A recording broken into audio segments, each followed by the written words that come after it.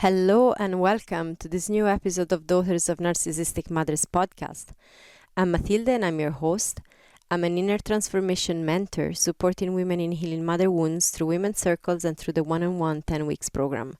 To know more about these offerings, check out my website, womenreclaimingtheirfullness.me, and also don't miss out on the upcoming membership launching in early 2025. If you want to know more about this, sign up to the newsletter using the link in the description of this episode.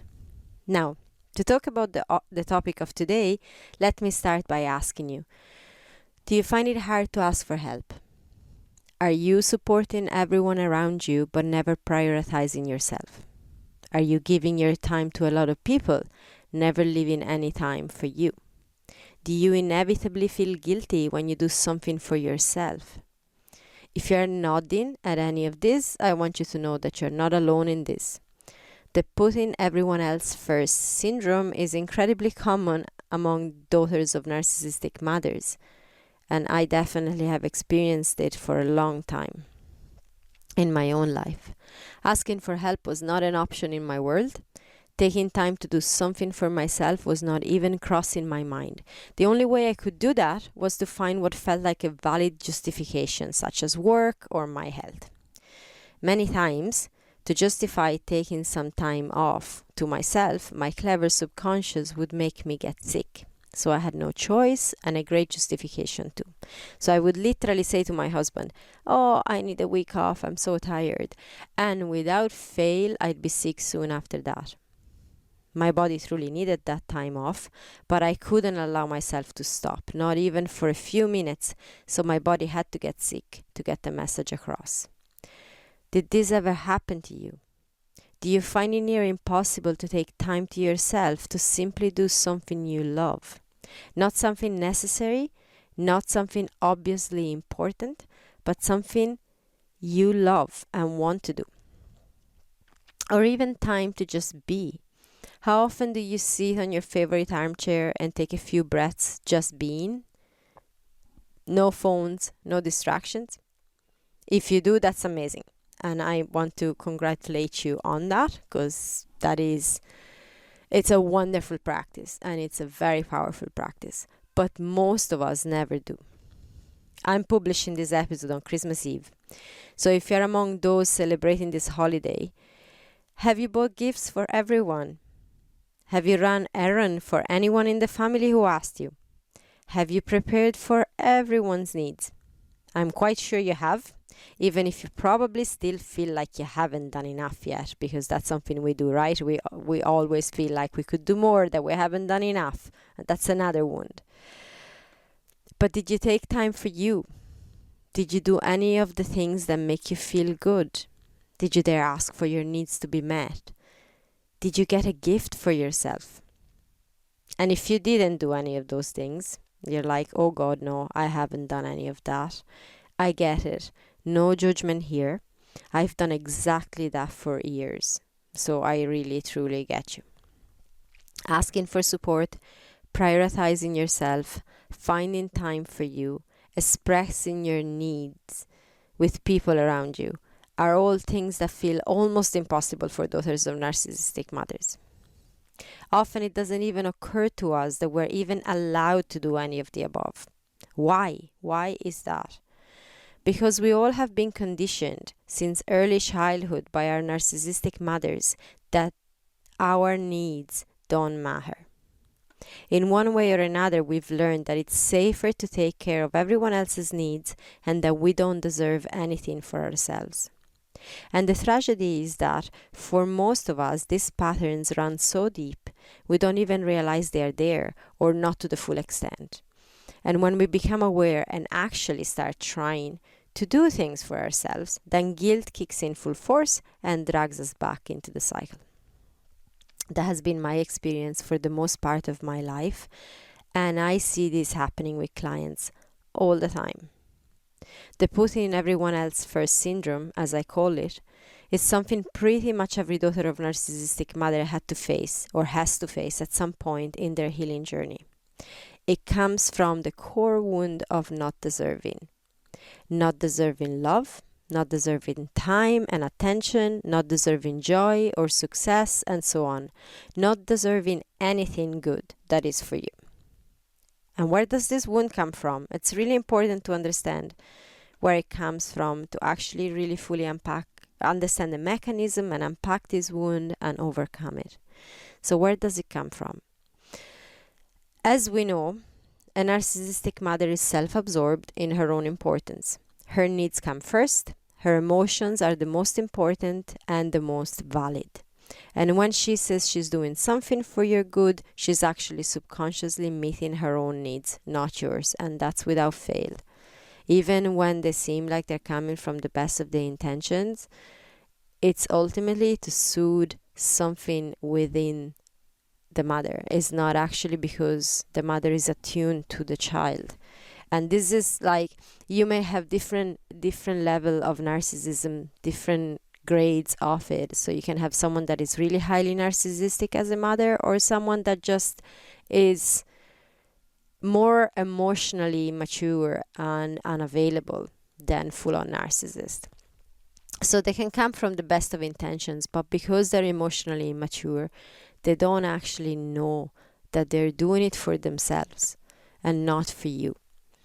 And that's how you've been brought up. That's what you've witnessed and received since early childhood. So all this that I've just mentioned condition us from early childhood that our needs don't matter. They were not worthy of deserving anything good. At best, if we want something good, we need to work really hard to deserve it. At worst, we don't matter at all. And I just want to pause for a second and just underline what I just said, because it's really, really important. At best, if we want something good, we need to work really hard to deserve it. I'm not saying that it's bad to feel that we need to work really hard to get something, to actually get something. You know, I want to publish my book. I'm going to have to work really, really hard to get to that point. I need to write it first. I need to go through all the processes, and then I need to go full on. So working hard to get something you really want, that's not a bad thing. But as daughters of narcissistic mother, we've been conditioned that we really need to work hard to deserve it, not to get it. We're not even thinking about the fact that we are gonna get it. We don't even let ourselves go that far ahead. It's the deserving. And if you can't deserve something, if you inherently believe you don't deserve something, you're not even gonna start to work hard to get it. You're not even gonna try the first step because you don't deserve it. So that's how the wound of not deserving works from the subconscious. It doesn't even allow us the hope to go and get something we want, whether it's that time for ourselves, whatever that is. It doesn't even allow us to get that far because we were conditioned that we don't deserve it.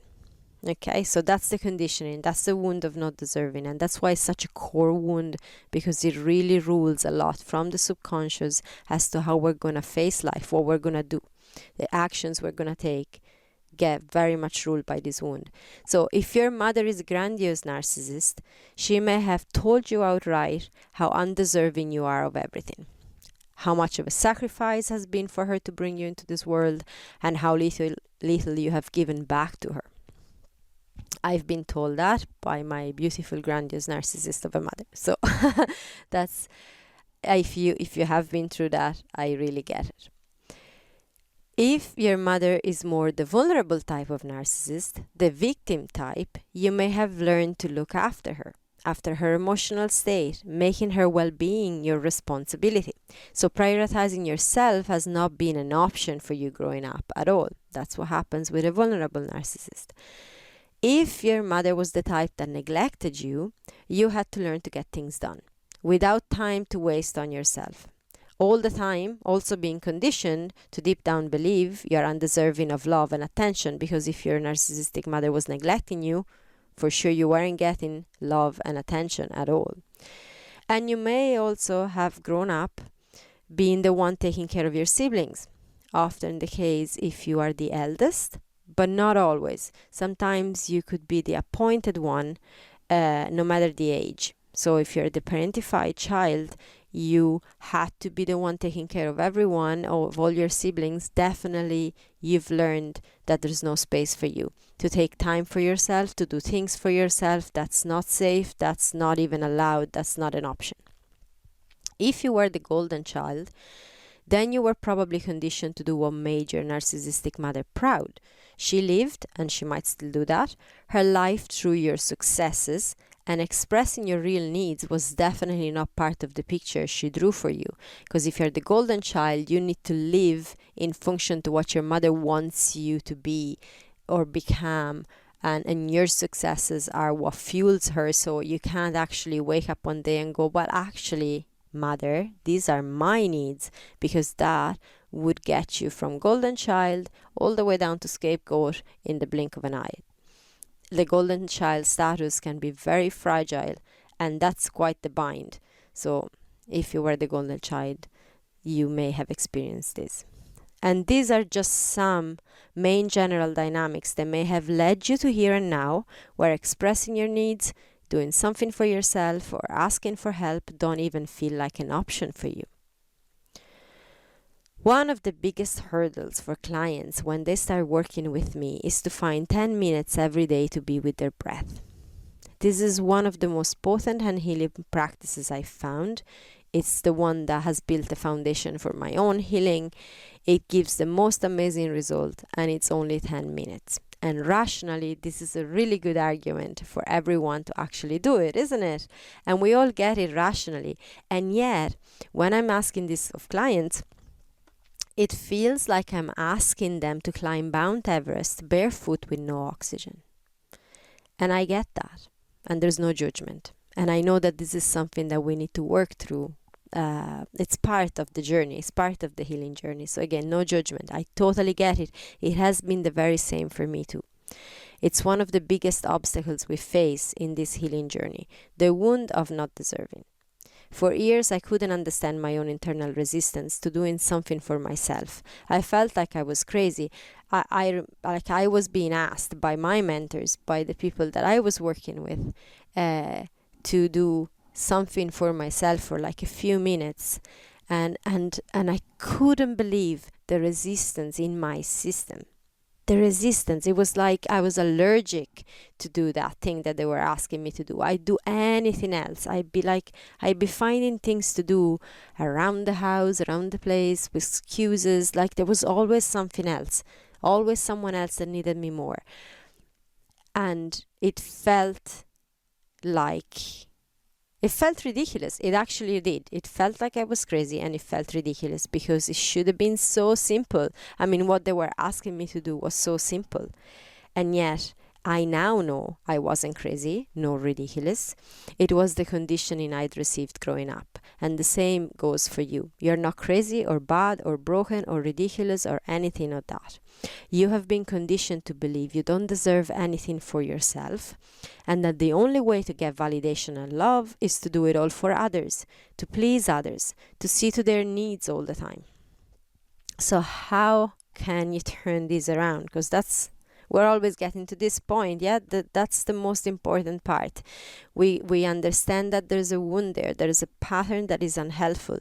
That yes, was there. This pattern started to help us surviving in our childhood, to make us get to here. And it's a sacred part that actually has been important. Very clever technique to actually get to here now.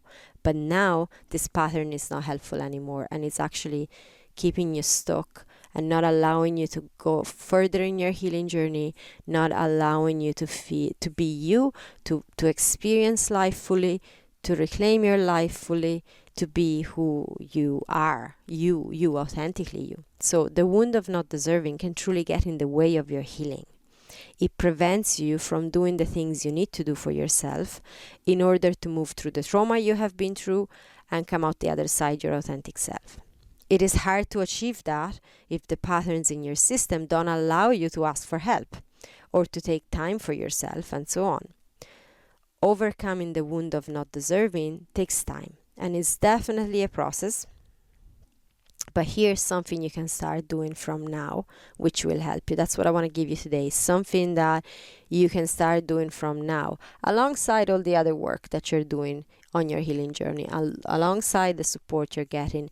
But this one thing, it's something you can literally do from today. When you feel like you can't ask for help, or that there's no time for you, that you can't take time for yourself, and all that, find an inner why that is bigger than your resistance. Simple to state it like that, and you might be wondering, how am I supposed to be doing that? So how can you do that? You can do that by following the 3 steps of Reclaim Your Fullness method.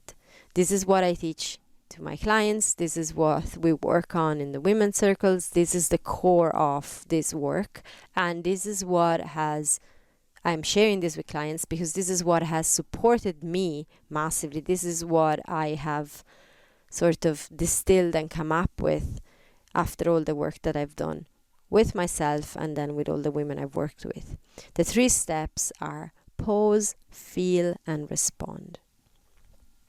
So pause. When you find yourself avoiding what you know is good for you, if it's time for yourself, if it's reaching for support, if it's owning your needs, if it's setting aside time for your healing or for your daily inspiration practice, pause.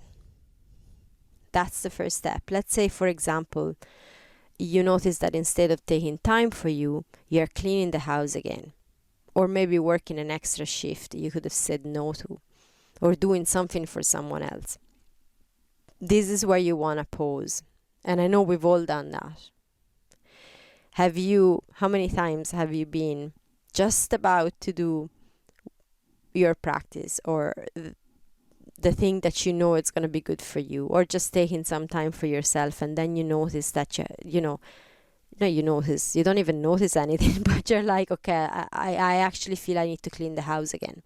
I need to go tidy that closet that I haven't tidied in 10 years, but I need to do it right now, and it's important that I do it right now instead of taking time for yourself.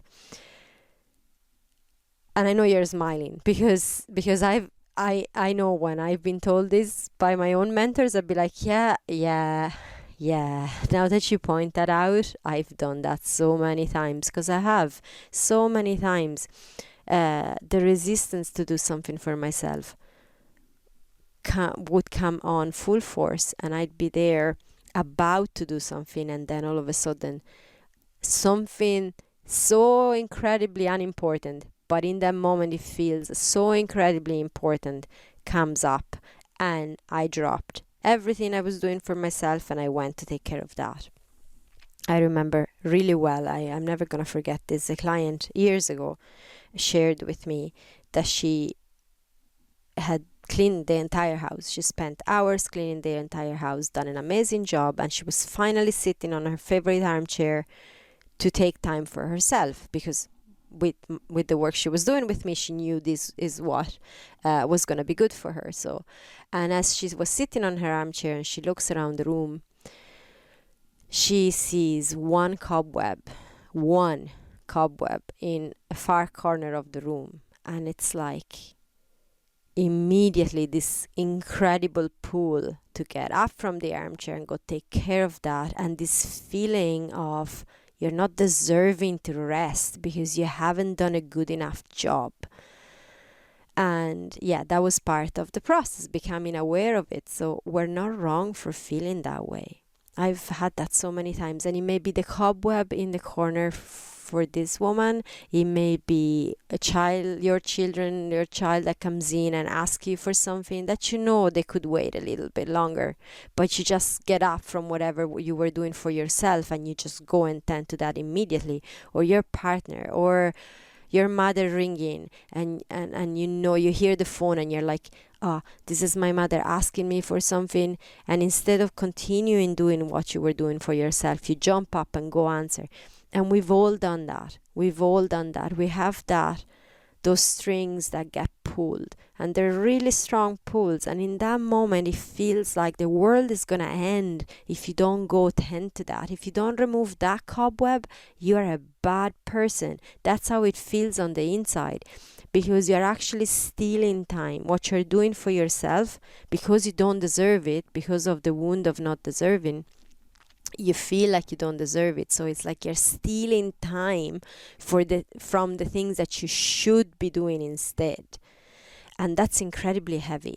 And it actually does rule what we do from our subconscious continuously, all the time. So when we start pausing, like that woman could be aware of what was happening with that cobweb because she paused.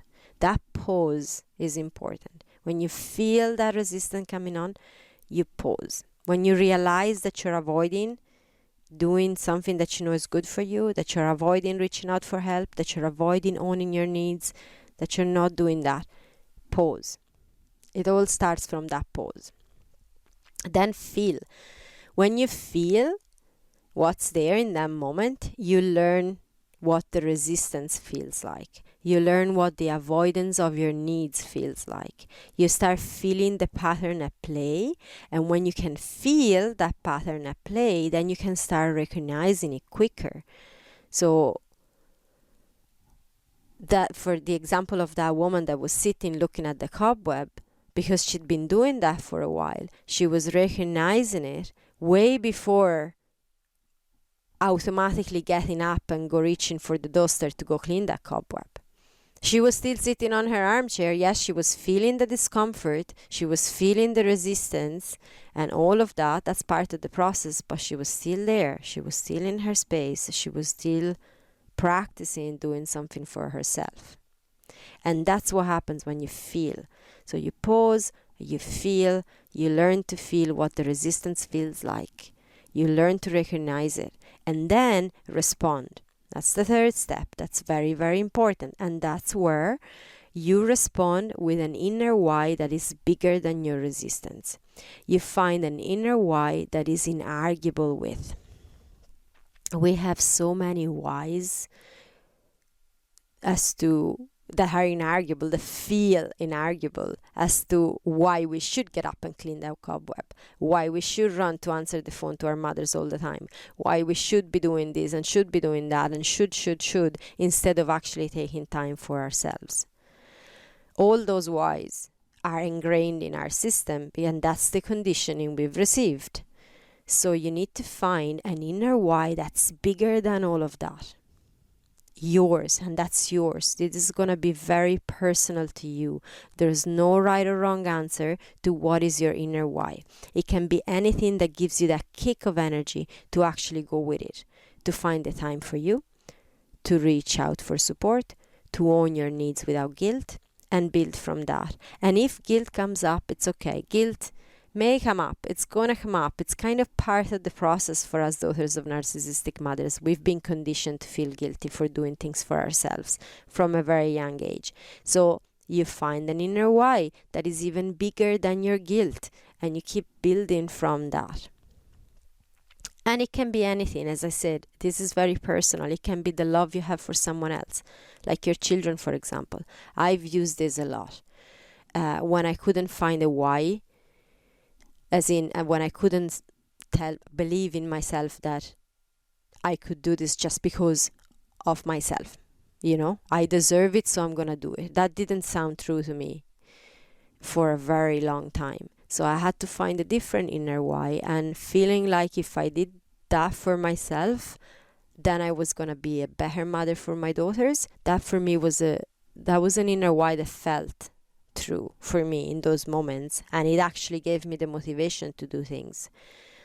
It can be the chip on your shoulder, wanting to show those who don't believe in you what you're made of. That's okay too. Like, I have used that. Like, I'm going to show my mother that I can be better than what she says I am, and so I'm going to do this thing for myself. That works. That gave me the kick to actually do incredibly good things for myself very often. So that can work. Whatever it is, that inner why. And then that builds, and eventually you actually get to the place where you realize that you deserve it just because you actually deserve it. It's not for your children, it's not for the chip on your shoulders, it's not for anyone else, it's because you deserve it. And we get there, you can get there. But very often, what I hear, and I was hearing that people were telling me this as well, and I also hear it advised on, on social medias and stuff like that. Do it for yourself. Girl, you gotta just get it. Just do it for yourself. You deserve it. Do it for yourself. And it's true. It's true that you deserve it. And I'm gonna keep telling you that you deserve it, because that's my role and that's my job, to telling you continuously, reminding you all the time how deserving of time for yourself you are, how deserving of asking for support you are. Of course you are inherently deserving. Without doing nothing else, you are deserving. But when we have the wound of not deserving, it's really hard to believe that. We can rationally get it. We can rationally go, yeah, I do deserve it. That's rationally we get that. But our body, it's actually pushing our resistance. It's going, no, we don't. We don't deserve it. So to go with positive statements, I do deserve it, and that is going to be my why, because I do deserve it. That's very often an overriding of the wound and of the pattern. It's an avoidance, and it's a bypassing. It's a bypassing of the pattern. And so it doesn't work. Because what happens then when we try to override and bypass the pattern without going into the body and actually doing the work, we fall back into the pattern very soon. So you may be able to do it for a while. You can positive affirm yourself into doing things for a little while, but then what kicks in is self-sabotage. The pattern is going to make you self-sabotage because you haven't actually shifted the pattern, you've bypassed it. So that's why I'm saying find an inner why that works for you. If it's, as I said, I mentioned I used my daughters, I've used the chip on my shoulder, whatever that is, an inner why that works for you and that feels true to you, feels accessible to you in that moment, that allows you to do that 10 minutes practice, that allows you to take that time for you, that allows you to take those few breaths on your favorite armchairs without distractions, whatever that is, an inner why that in that moment feels true to you. And then as you do that and you respond to your inner resistance with that, you're also doing the work to heal the wound of not deserving. And so eventually you're going to get to the place where you can go, I'm just doing it because I deserve it. And you're going to feel that in your body. You're actually going to feel, yeah, I fucking deserve it. Yes, I do. And it's going to feel true. And then that's not anymore an overriding of a pattern. It's actually you're embodying it and you're really, really feeling it. And that's really where we're getting with this. But first, it's a one step at a time process. So start by finding an inner why that is bigger than your resistance, that is bigger than your guilt, and that feels accessible to you at this moment. And that's the one thing that you can do. And you do it with 3 steps. When you feel that you're avoiding and resisting, you pause, you feel into it, so you start learning how to recognize it, and you can catch it quicker and quicker every time, and you respond. Pause, feel, respond. And you respond with an inner why that is bigger than your resistance. So you're super welcome to share in the comments what your version of this is, what your experience is, any reflections. This really helps others to feel less alone. And remember, this podcast is not a monologue, it's a conversation. So you're welcome to share in the comments, whichever platform you're listening to this on. And also, if you have questions, you can send me an email at matilde@womenreclaimingtheirfullness.me. Super welcome to do that, and if I can support you, I definitely will. So with that, I'm gonna wish you a wonderful week and send you lots of love. Bye for now.